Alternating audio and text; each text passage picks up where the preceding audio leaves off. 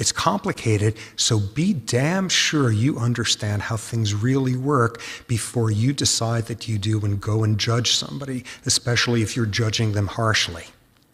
Now, for me, the single most important thing about all of these biology factoids I just downloaded on you is every single one of them can change. Every single one of them can change over time, change with experience, and potentially with enormous consequences. Ecosystems change. This is a rock carving of a hippo in the middle of the Sahara, where 2,000 years ago this was lush grassland. Ecosystems change. Cultures changed.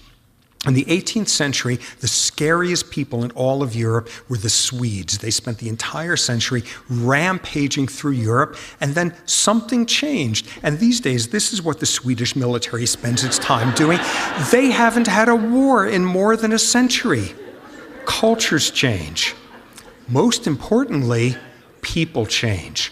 Neurons grow new connections. Others, parts of the brain get bigger, parts get smaller, and we show ourselves capable of extraordinary change. Let me spend the last couple of minutes here showing some incredibly powerful examples of it. First one, John Newton. This was a British theologian who played a central role in the abolitionist movement, the abolishment of slavery from the British Empire in the early 1800s. Remarkably, this he accomplished in his old age. Remarkably, as a young man, he worked as the captain of a slave ship for years and years. And most remarkably, after he got a little bit tired of the sea and retired, he invested in the slave trade.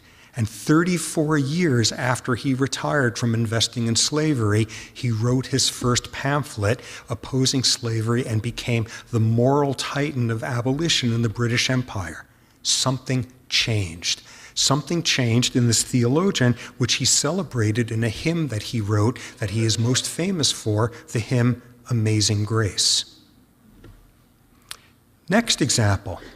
This man on the left, Zengi Abe, this is the morning of December 6th, 1941, where he was the lead pilot on a bomber squadron that attacked Pearl Harbor. And this is the same man 50 years to the day where, as an old man, he came to a survivor ceremony in Honolulu at Pearl Harbor, came up to these elderly men who had survived his attack, and he apologized to them. And he and some of these men, as pictured there, spent the rest of their lives in close touch. That could change also. Change, thus, can occur over the course of decades.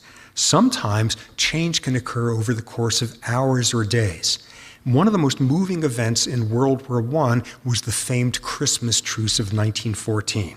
December 1914, the first Christmas of the war, various powers that be, including the Pope, decided Christmas Eve afternoon there was going to be a 3-hour ceasefire up and down the trenches of France and Belgium so that men could come out and retrieve their dead from no man's land. So at the appointed time, the guns stopped firing and people came out and retrieved their dead. And then after a while, they started helping the guys on the other side carry their dead.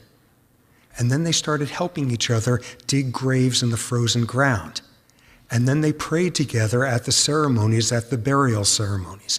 And before it was over with, German and British soldiers shared Christmas dinner. They exchanged gifts. They sang songs. They prayed together. The next day, as documented up and down the trench lines of Europe, they played football together and they didn't keep score and they didn't care who was on which side. And they exchanged gifts and they exchanged addresses so they could visit each other after the damn war was over with. And they made agreements with each other to shoot over each other's heads. And it lasted for days at some of these places, and it took the officers showing up and threatening to shoot these men to get them to go back to trying to kill each other.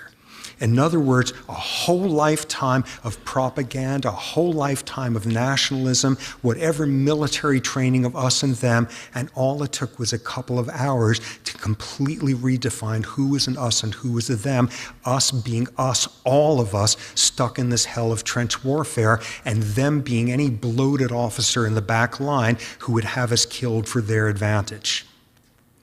And some of the time, extraordinary change can happen over the course of minutes.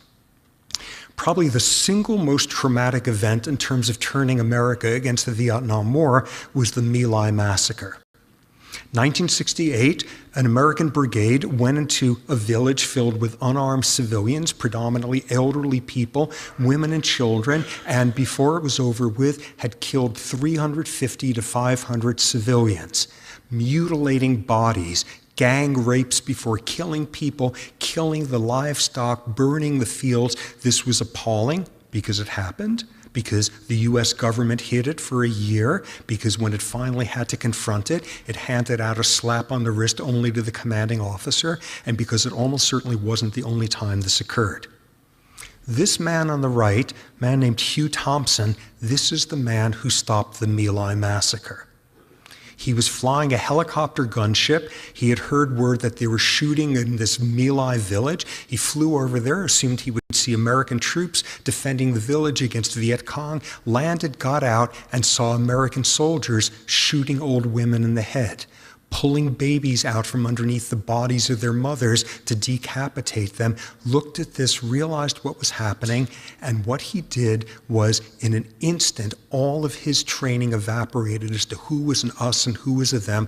There was the last group of surviving civilians over there and a group of American soldiers coming at them, and he landed his helicopter between the two and pointed his machine guns at his fellow American soldiers and said, "I will mow you down if you do not stop."